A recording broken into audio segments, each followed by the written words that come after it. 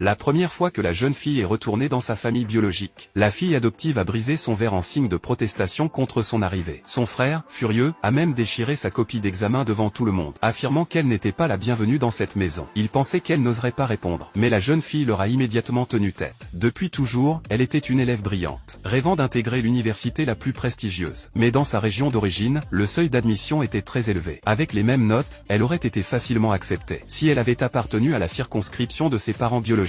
Et, comme par magie, son souhait s'est réalisé. Ses parents ont envoyé quelqu'un la chercher pour la ramener à la maison. Émue, elle pensait enfin être reconnue. Mais elle découvrit bien vite que la véritable raison de ce retour était de restaurer la réputation de l'entreprise familiale. Ses parents déclarèrent qu'ils n'avaient toujours aimé que leur fille adoptive. La jeune fille ne s'en soucia pas. Son seul but était de réussir ses études. Quand sa mère lui remit le livre des règles familiales, elle répondit froidement: « Je n'ai pas bonne mémoire, je ne retiendrai pas. » Personne ne s'attendait à une telle insolence. Alors la fille adoptive se leva soudain et dit: « Je suis désolé, je vais retourner à ma vraie place. » Avant que la jeune fille puisse parler, le frère intervint violemment. La fille adoptive est la seule véritable fille de cette maison. Personne n'a le droit de la chasser. Même la mère ajouta: « Nous ne pouvons plus nous passer d'elle. » La jeune fille entra dans une colère noire. Elle n'avait encore rien dit, et déjà on la rejetait. Elle cria alors: « Vous cherchez juste à susciter leur pitié. Je m'en fiche complètement, faites ce que vous voulez. » Elle se réfugia dans sa chambre, et découvrit qu'on l'avait aménagée selon tous ses rêves. Même si elle détestait cette famille, pourquoi refuser une vie confortable? Après tout, le lendemain, alors qu'elle devait aller à l'école, son frère refusa de la laisser monter en voiture. Il alla jusqu'à donner congé au chauffeur pour qu'elle arrive en retard. Mais la jeune fille resta calme, prit son téléphone et appela son père. Quelques minutes plus tard, une voiture de luxe s'arrêta devant elle. Le conducteur était un jeune homme inconnu, celui que la fille adoptive aimait secrètement. Tout le trajet se fit dans un silence pesant, jusqu'à ce que la jeune fille sorte son cahier, et se mette à réviser ses mots d'anglais. À l'arrivée, le garçon lui dit gentiment: « Si tu as besoin d'aide la prochaine fois, demande-moi. » Mais à l'école, à cause des mensonges de la fille adoptive, les professeurs croyaient qu'elle était une mauvaise élève. On la relégua donc dans la classe ordinaire. Elle pensa: « Les examens ici sont bien plus faciles que ceux d'avant. Je serai forcément première. » Les autres élèves la méprisaient un peu, pensant qu'elle n'avait aucun talent. Pourtant, durant les jours suivants, elle étudia sans relâche. Et chaque matin elle venait à l'école dans la voiture du jeune homme. Il ne parlait pas beaucoup, mais une complicité discrète s'installait. Quand la fille adoptive l'apprit, elle devint folle de jalousie. « Pourquoi veux-tu me voler celui que j'aime ?» Son frère, furieux, l'accusa d'immoralité. Mais la jeune fille répondit calmement: « Vous ne me conduisez jamais à l'école. Alors pourquoi refuser qu'on me dépose ?» Silence total. Le frère, gêné, promit de la raccompagner lui-même chaque jour. Elle trouva cela ridicule. Les jours passaient, entièrement consacrés aux études. Puis vint le grand examen blanc. En voyant les questions, elle esquissa un sourire. Tellement simple. Elle répondit avec une rapidité fulgurante, laissant tout le monde stupéfait. Même les professeurs, qui la méprisaient, durent reconnaître sa perfection. Le soir, sa mère prépara un grand repas, pour féliciter la fille adoptive de ses efforts. La jeune fille mit ses écouteurs, ignorant les conversations hypocrites.